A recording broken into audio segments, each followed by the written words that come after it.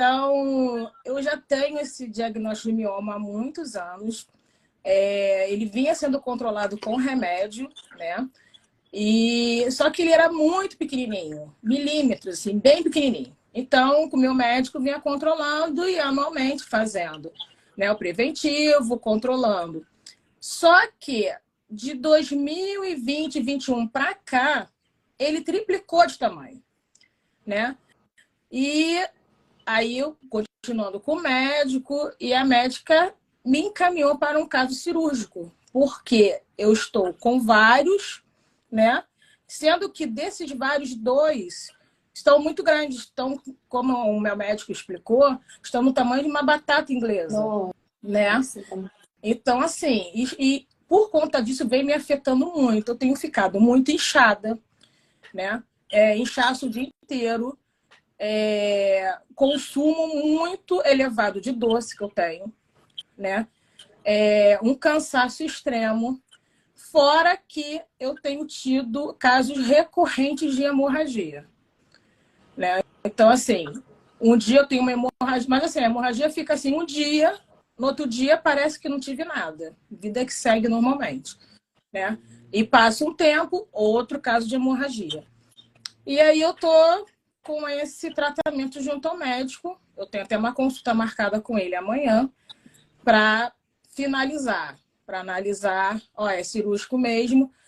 No caso, ele já está até optando do que eu retire o útero, né? Porque está assim, uma coisa tão elevado que ele falou, conversou comigo, eu sei que não é o que você quer, não é o que as mulheres querem, mas vai amadurecendo, porque está realmente afetando a sua saúde. Ter um ciclo menstrual muito intenso, muito sangramento, muito coágulo, muita cólica, tudo isso chama a atenção. Mas a gente muitas vezes é tratado como se tudo fosse normal. É normal, é seu, é assim mesmo. E a gente vai internalizando aquilo, porque é ensinado pra gente que aquilo ali é normal, né? Então, eu até postei sobre isso ontem justamente para fazer esse link. Muitos desses sintomas, aquela mulher que tem muita retenção, um fluxo menstrual muito intenso, que tem uma irritabilidade muito grande, que sente essa dor na mama muito grande, mesmo fora do período pré-menstrual. Tudo isso, aquele acúmulo de gordura em quadril, nas coxas, tudo isso já é muito indicativo, já são sintomas de alguém que tem predominância estrogênica. Porque o estrogênio, quando a gente pensa no ciclo menstrual, ele é o hormônio que ele tem que estar alto na primeira fase, depois ele cai, e isso que a gente espera, essa queda de estrogênio, subida da progesterona, que é o corpo preparando o corpo para a gestação, né? A gestação não acontece, esses hormônios sobem, descem, voltam para o lugar. Aquela mulher que tem muito esses sintomas, isso chama a atenção para alguém que tem uma predominância estrogênica. E aí, às vezes, melhorando a qualidade de vida, o estilo de vida, a alimentação, a gente já vai conseguindo melhorar esses níveis de estrogênio de uma forma mais natural. Então, se a gente tem uma desbiose intestinal, um intestino que não funciona bem, é isso aí. A Josi falando que a endometriose não foi descoberta, né? Porque ninguém dá ouvido para cólica forte. Isso mesmo. Se a gente tem aí aquele ciclo menstrual muito grande, se a mulher tem muitos sintomas, tudo isso precisa realmente ser investigado. Então, quando a gente fala nesse estrogênio, se eu tenho um intestino que funciona mal, porque tem a questão hereditária, mas o hereditário, ele não é ditador. Aumenta muito as chances da predisposição, mas se a gente não cuidar desse estilo de vida, a tendência é muito maior de alguém que não tem casos na família.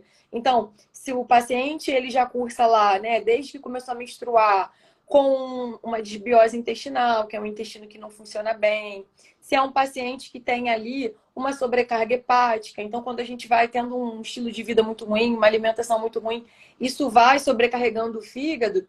E esse fígado ele tem 2 fases para eliminação de toxina, né? A fase 1, a fase 2. Se ele não está com essas fases adequadas, ele não elimina esse estrogênio como deveria. Então a gente fica com ele acumulado. Então todas essas fases, seja a fase de detoxificação hepática, seja desbiose intestinal, vai fazendo com que o ciclo que deveria se normalizar não normalize. Então às vezes a gente já tem uma tendência e aquilo ali vai ficando. Então me chama a atenção até você dizer que 2020, 2021 foi quando isso cresceu. Olha, no auge da pandemia ali, Isso. seu estresse devia estar muito aumentado, a alimentação pode ter desregrado mais, então tá tudo muito conectado e a gente não vê, ninguém estava nem fazendo exame nessa época, né? Então, olha como a coisa vai acontecendo por motivos que vão ficando acumulados, a nossa saúde vai ficando em segundo plano, e quando a gente vê, a gente, caraca, e agora? É. Né? E eu comecei tendo muita enxaqueca. Eu não tive tanta dor de cabeça assim. E começou a ter muito, antes de eu descobrir esse aumento do mioma, de ter uma enxaqueca forte, sim, de ter que ir para o hospital, tomar medicação na veia, de só parar assim, né? E aí eu comecei a tratar a enxaqueca, caso de enxaqueca, porque aí também vem. Aí a família do meu pai, as irmãs, as primas, tem uma madrinha que também tem um caso de enxaqueca muito forte. Aí você vai investigar a enxaqueca, não vê nada, né? Aí você começa a associar a enxaqueca com o período de pré-menstruação, né? Que você começa a observar, tá ficando inchada, vem a enxaqueca e tudo.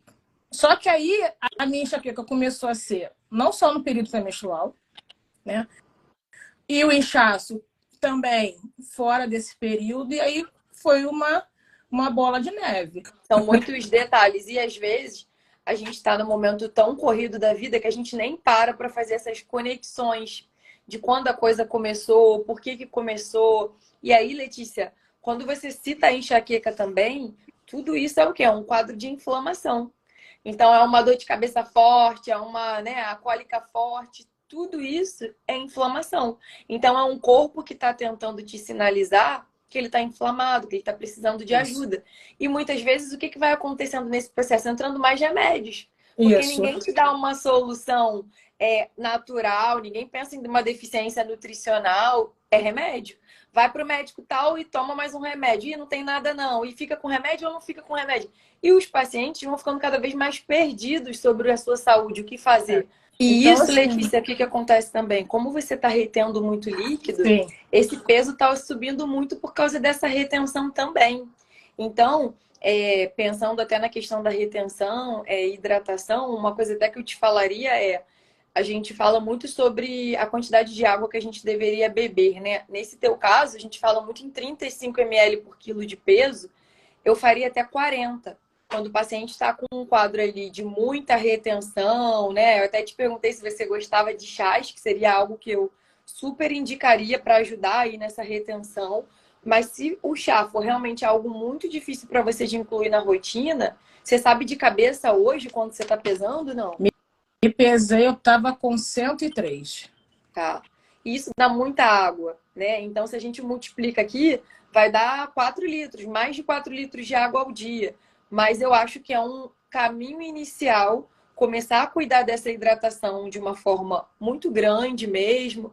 Acordou, então assim, faço o plantão ali de 24 horas, eu vou precisar beber ali esses 4 litros. Então, essa garrafinha que tem eu vou precisar beber 4 garrafinhas dessa durante o meu plantão inteiro. Eu Para estava ir bebendo em torno de 3, né? Uhum. 3 litros que eu estava bebendo mais ou menos. 2,5, 3.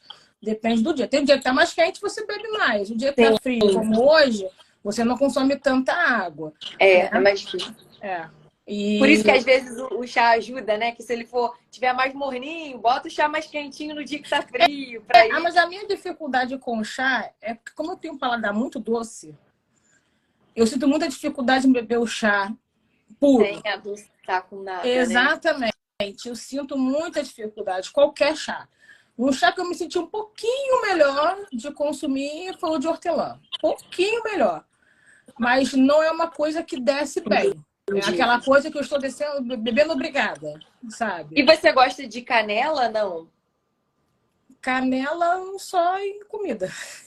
Mas, Não. por exemplo, porque uma tentativa seria, a Mariana falou aqui em adoçar com mel, mas aí dependendo da quantidade de mel, não vai ser muito bom. Eu ainda acho que seria melhor para o teu caso colocar algum tipo até de adoçante, um adoçante mais natural, só para quebrar do que o mel, porque a gente vai falar dos exames ali algumas taxas que a gente precisa melhorar. Mas é aquilo. Tentou muito chá, não está conseguindo? Vai para 4 litros de água pelo menos. Uhum. Você está tentando 2,5 a 3, tenta pelo menos 4. Por quê? A gente precisa, quando a gente pensa e eu vou te mostrar nesses exames algumas questões de inflamação, a gente tem que eliminar essas toxinas. E a toxina vai ser eliminada através do cocô, através do xixi, através do suor. Uhum. Então, voltar aos poucos para esse exercício físico também vai ser muito importante.